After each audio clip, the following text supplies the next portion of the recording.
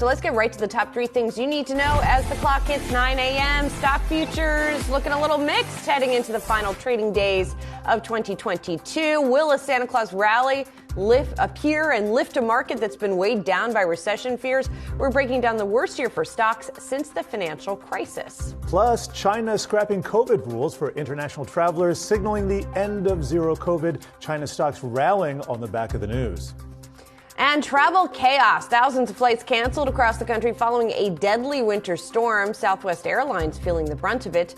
We will discuss in a moment. But we begin today with our top story. China is dropping its COVID-19 quarantine restrictions on international arrivals. That is effective early next month, and it puts the country on track to emerge from years of global isolation.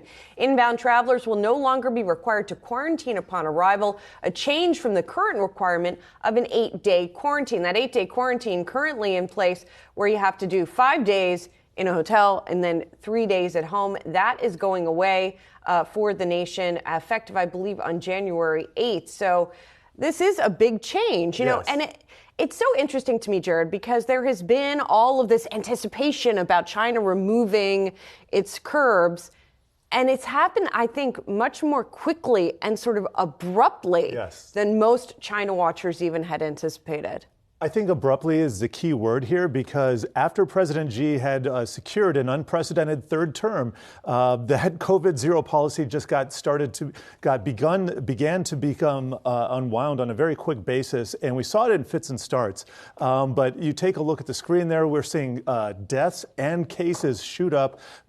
Healthcare system is having quite the time keeping up with this. Nevertheless, you had to think this would come at some time, but there was no gradual winding down of this. I think that speaks as to perhaps the arbitrariness with which some of these restrictions were placed on initially. But, you know, in the grand scheme of things, the Chinese now have this huge experiment with a lot of data points and a conclusion that, you know, if they wanted to enact a zero COVID policy, here's how far they can push it. And I think we found out because at the end of the day, it was social unrest that really reined it in, Julie. Yes, it was social unrest at the end of the day. Now we'll see. You know, there's this view in the markets that now that China's reopening, everything's going to be hunky-dory. At least that seems to be what's priced into stocks. But that's not really how things are necessarily unfolding. And now that's starting to, at least I should say that's what was priced into stocks, that every time you got a reopening headline, China stocks would improve. That's not gotten as straightforward as we get more headlines and as those headlines are accompanied by some of the case and death statistics that you were just talking about. And indeed, when you look at China stocks, the Shanghai Composite's down 15% year to date. That's its worst year since 2018. The Hang Seng is down 16% year to date, its worst year since 2011. So we are seeing definitely still some pressure on some of these Chinese stocks. Yes, and I was just pulling that up on the Wi-Fi Interactive. It actually surprised me. I didn't realize the Shanghai was only down 15%. Let me show you this chart here.